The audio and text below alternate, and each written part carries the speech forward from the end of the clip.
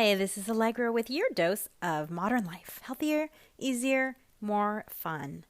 On today's show, I'm going to talk about the importance of celebrating little wins and a time when this really helped save my life.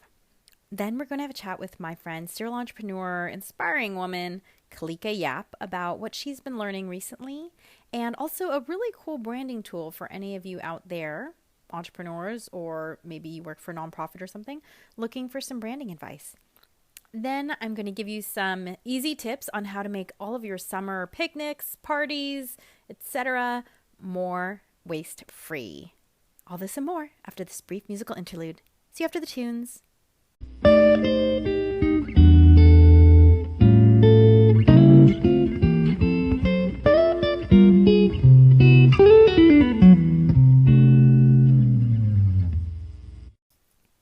We're back, and now for my topic on celebrating little wins. Many years ago, I was out of college, so it was at least 20 years ago. And I don't know about your experience after college, but for me, the time period between graduating from college and sort of feeling like I was getting my feet under me, it was a hard time. I felt lost. I'd spent my whole life preparing for college, getting into college, and I had a wonderful collegiate career. I learned a lot, I did a lot, I grew a lot. But when I left college, I felt a little lost. And I remember going to see my doctor, just my internist, and he was this wonderful doctor who really took the time to get to know his patients. And I don't know why it came up. I guess he could just sense that something was off. But for some reason, he asked me about my dreams. And I'd been having very unusual, very vivid dreams lately around that time. And I'd been having dreams. Okay, maybe these aren't unusual dreams for you, but they were unusual for me. I'd been having dreams about Tom Cruise. And the reason why I say that that's unusual is that, if I had to pick my celebrity crush, it would not be Tom Cruise. I would not choose to have him show up in my dreams if I could pick who was going to show up in my dreams. So I had been dreaming about Tom Cruise, and I told my doctor about these dreams, and he asked me very astutely, well, what does Tom Cruise represent for you? And I answered immediately. I said, achievement. Tom Cruise has done what he wanted to do, and he's done it on his terms, and he's achieved these, gigantic goals. They weren't my goals, but just, big goals. And that's how I see him. And he said to me, well, tell me about some of your goals. And so I told him about some of my goals. And afterwards, he said, wow, those are really big goals, Allegra.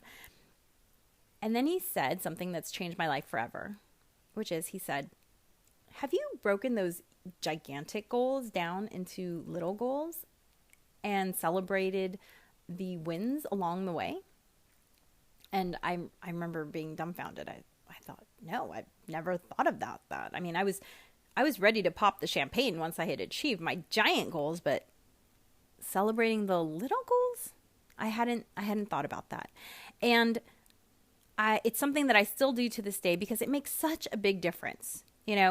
Maybe you have a goal to, just for instance, something really easy to explain. Maybe you have a goal to walk across country, right? Whatever, that 3,000-mile goal. Well, you would be darn sure to celebrate at the end of every single day of walking all day long. You would celebrate your progress because, hey, that's progress. The fact that you're still walking and you know that you did something, you accomplished something that day. You walked 8 hours. And if I walk for 8 hours for this many more days, I'm going to accomplish my goal. And that'll keep you motivated. It'll keep you excited. It'll keep you on track. And that's the same thing you're doing. Except that nowadays, most of our goals tend to be more, ephemeral, more abstract than walking 3,000 miles. Maybe you have a goal of writing a book, right? A book is about, 300 pages.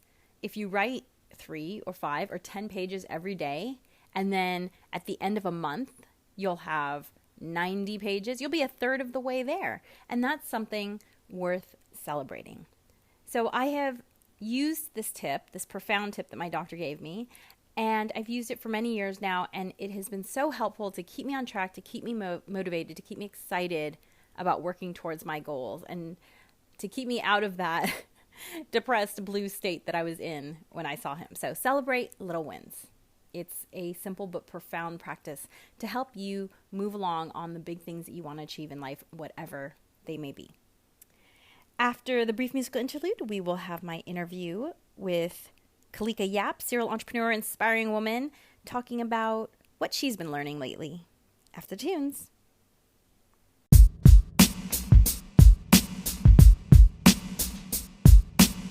Hi, world. I'm here with my friend Kalika Yap, serial entrepreneur, inspiring woman, force of nature. Hey, Kalika, how have you been? Doing excellent. How are you?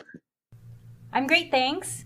I saw you've been doing some travel, maybe not your favorite type of travel. Yeah. Well, the thing with my mom, I was in Manila because my mom is undergoing stage 4 cancer. So I was living in the hospital for a couple of weeks with her. So, yeah. Well, and I know your mom. Yeah. And I know my mom. I can't think of your mom, so, yes, yeah. without thinking about Banana Lumpia, because she introduced me to Banana Lumpia, which is something that I love to make and I love to teach my students. And every time I make it, I think of her. Oh, yeah. And how are you managing that? How often are you going back right now? Well, she came back to the U.S. a couple of days ago. So now I'm going to go fly up to see her for Mother's Day. Oh, well, that's good. That'll make it a little bit easier. Yeah, she's getting treatment out here. Well, that'll be much nicer to have her close to home. Mm-hmm. Yes. Well, please give her my best. Now, last time we were talking, let's switch the subject a little bit to your new business, Orange and Bergamot. Last time we were talking about Orange and Bergamot, which is your new branding business, and you came up with this really cool branding quiz on your website, which I love taking quizzes. So tell us about that. Great. Yeah. So Orange and Bergamot is a startup that I created because I really think that female founders need a lot of help with branding and also with community. And right now, the choices that are out there for female founders or female entrepreneurs are just very sparse. You either have to go to a large agency and spend upwards of $30,000 to $250,000 for your branding, or you have to work, you do it yourself, or you work with a freelancer. And so what I tried to do here in this startup is streamline the branding process by coming up with a brand quiz, because I really believe that everyone falls within 12 core brand archetypes. And I see that you took the quiz and that you were a guide. Very good.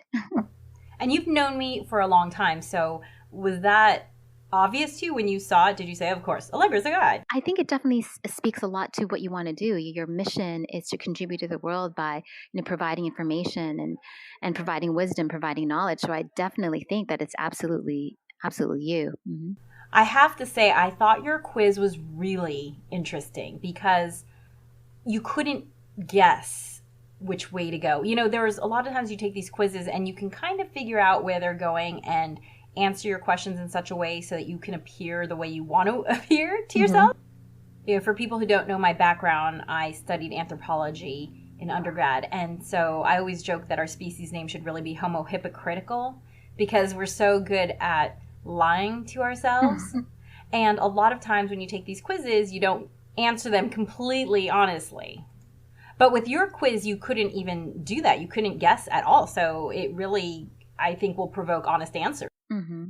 Well, I think Voltaire says it really well. We know all the answers. It is the questions that we do not know. So these questions, we just ask better questions when it comes to branding. Yes, so your quiz asks really good questions, and it's a really short quiz. I mean, 12 or right. less. Yeah, it's really short. So I would highly recommend anyone who's an entrepreneur out there, with a service or a product, to check out this quiz. It was very insightful. There's also a primary archetype and also a secondary archetype. What was your secondary? Do you remember? Original. Ah, see, makes also a lot of sense, because you're very creative.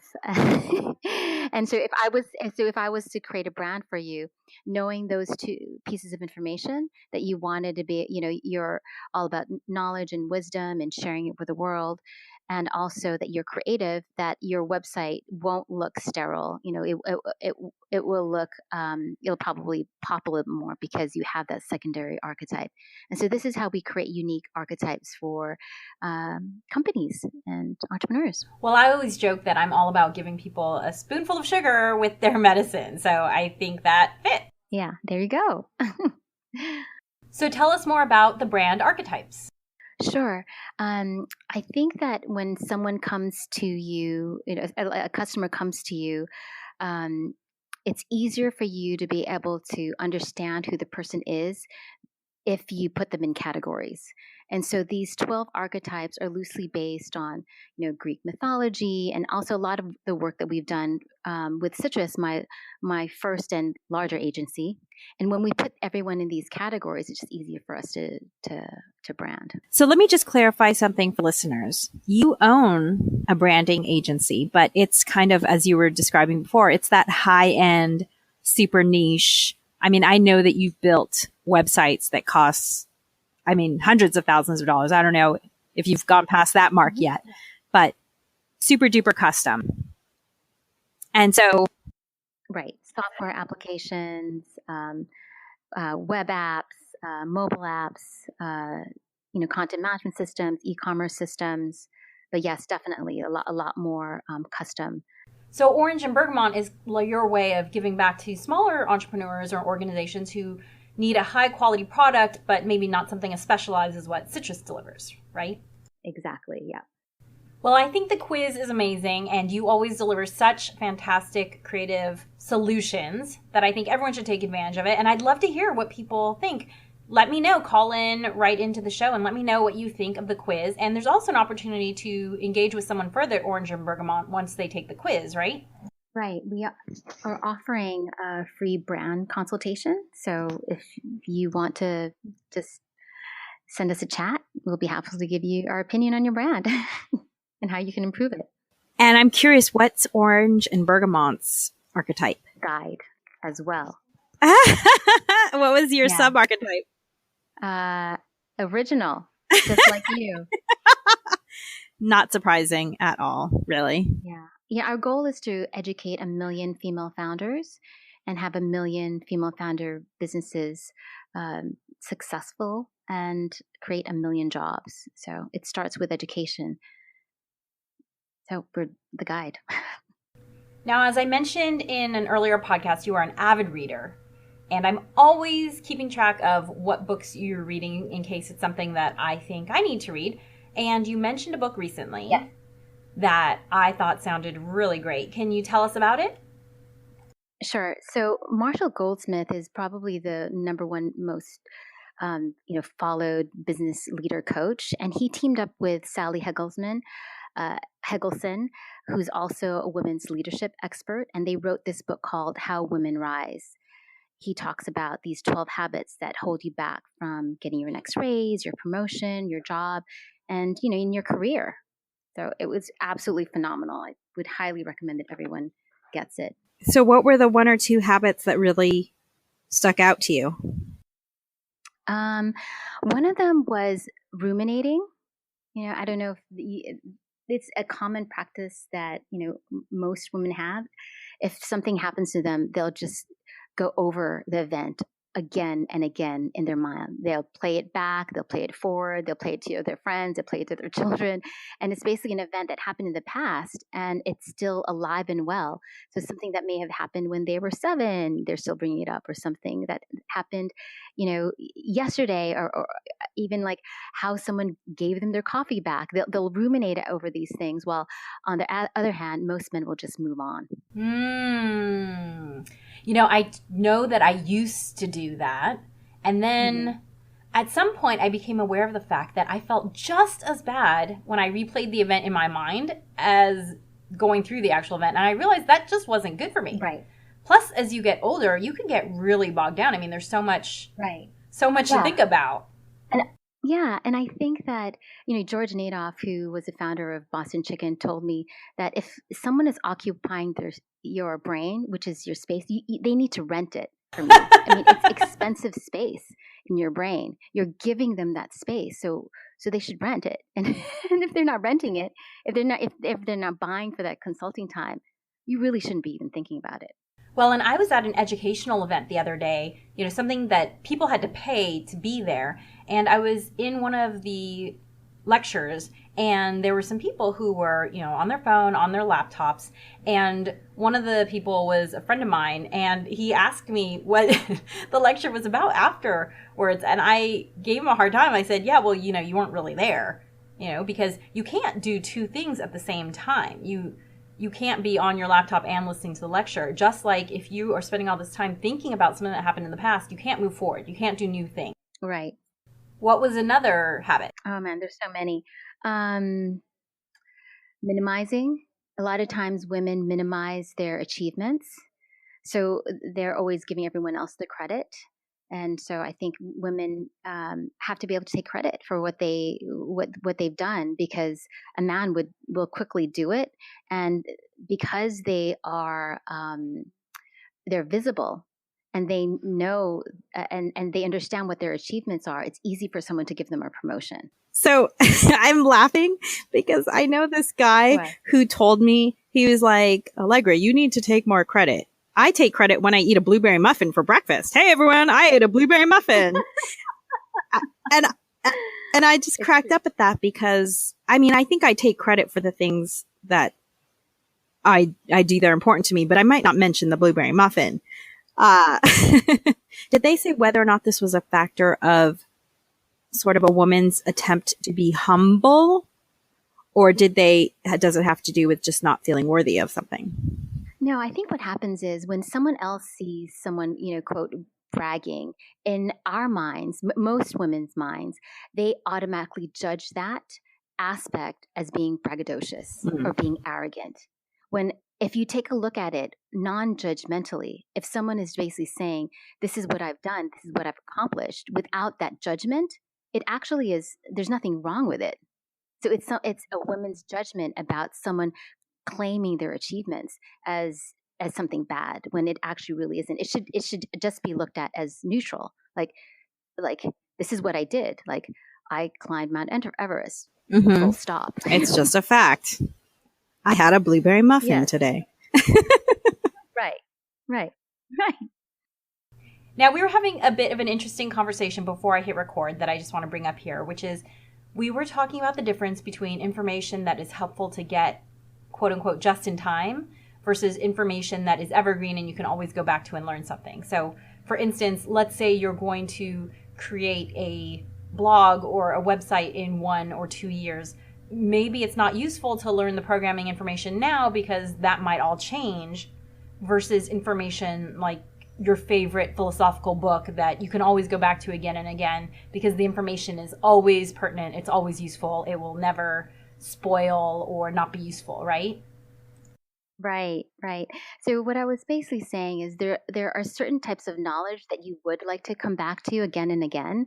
Like some of my favorite books, like even Marshall Goldsmith, the author of How Women Rise, he wrote this book called What Got You Here Won't Get You There. And I always go back to that book because there's, I think, like something like 26 habits that leaders make, unconsciously. And so I'll go back and see like, okay, what other habits do I need to go back to and fix? The one that I'm working on really focused on is to be a better listener, and that type of knowledge. I think it's always good to go back. But I do agree, though, certainly that your just in time type of learning also helps, because I do that before I go to a new business development meeting. For instance, if I'm meeting a client for the first time, I'll go and review their information on their website or their LinkedIn right before I go to meet with them, so it's fresh. Then I'll figure out what the commonalities are so that we can have lots of great things to talk about. But it's always good to have that student mind. You should never stop learning.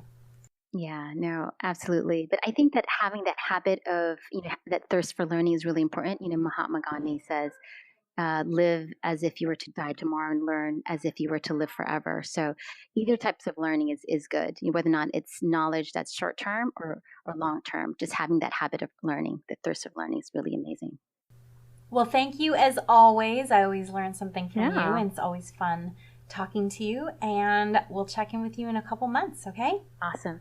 Take care, Alegre. Bye. Coming up next, 3 easy steps to keeping your summer parties waste-free.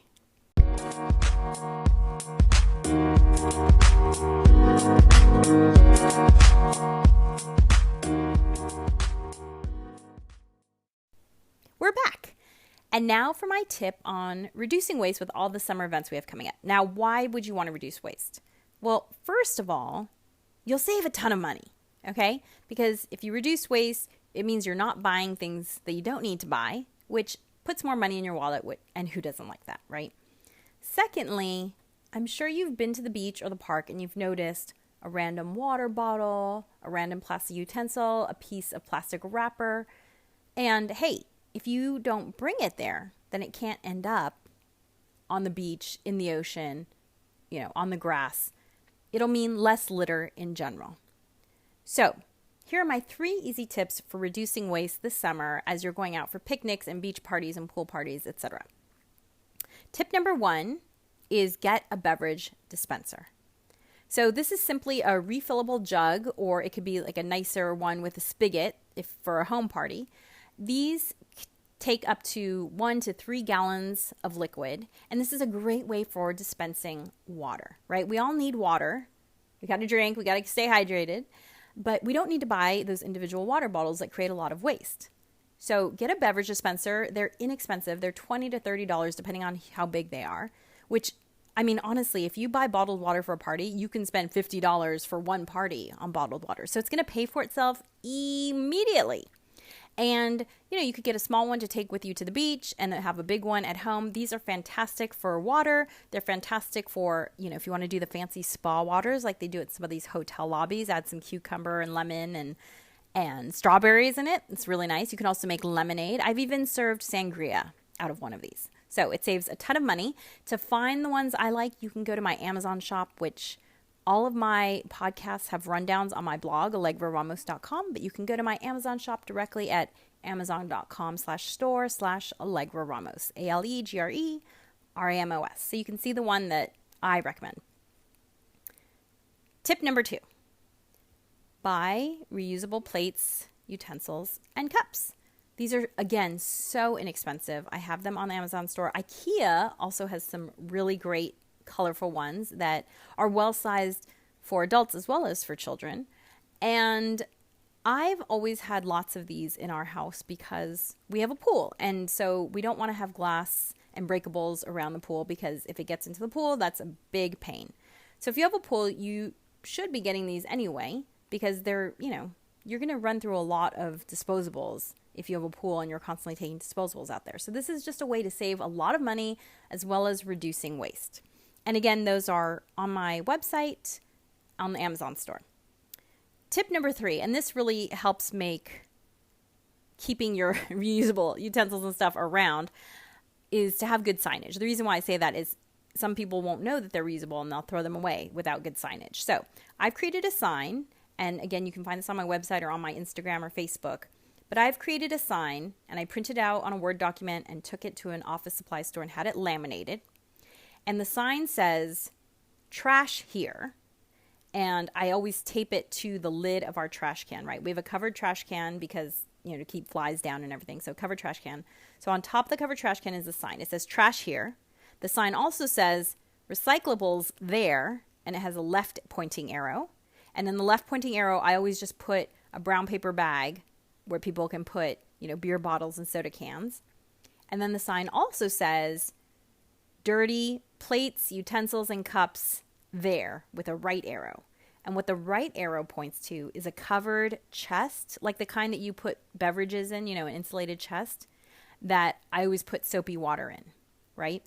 And the reason why it's a covered chest is, again, if there's food bits on it, it keeps the flies away. And then the plates are already soaking in soapy water, which makes them easier to, either throw in the dishwasher, be sure to put things on the second rack so that they don't, get too hot.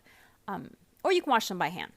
But this system works so seamlessly.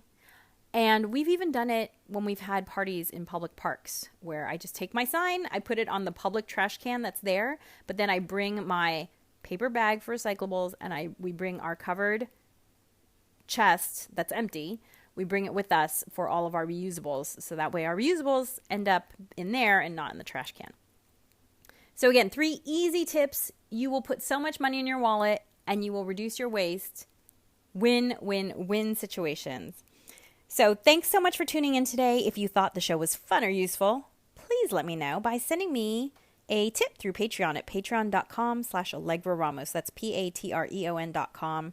I have great thank you gifts for my supporters and look forward to when I have 500 patrons and can hire an editor to help me provide you with even more great content, because right now it's a one-man show and hey, I am not an editor. Let's just get that out there, right? Also, please leave me comments wherever you subscribe to my podcast. They mean more than you know, and I love getting feedback.